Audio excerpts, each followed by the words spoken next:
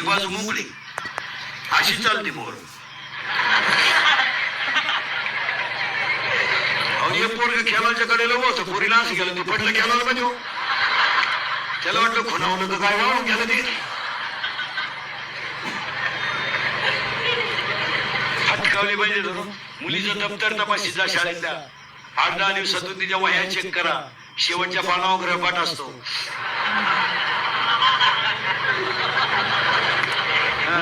जरा चेक करी जा. एसटीचा पास चेक करी जा, पंच केलाय का. 8 दिवस झाले आपल्या पोरीचा पास पंच नाही. पोरगी भुयारातून वर्गात निघती का काय झालं. डायरेक्ट भुयारातून जाती का काय वर्गात पा. मुलीचे मोबाईल चेक करी जा. 3 सिम आहेत त्याच्यात. तुम्हाला एकच नंबर माहितीये. 2 नंबरांना घरात रेंज नाही. मुलीचा मोबाईल घरात आवाज नाही देत. सज्जन येतो, सायलेंट असतो, सायलेंट. फक्त कण होतो घरात, कण होतो.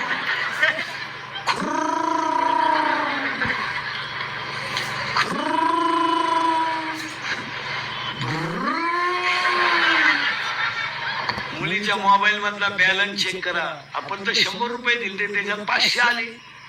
100ला 500 ही स्कीम कोणती आहे? 1GB आहे का 2GB आहे का 4GB आहे का 2GB आहे?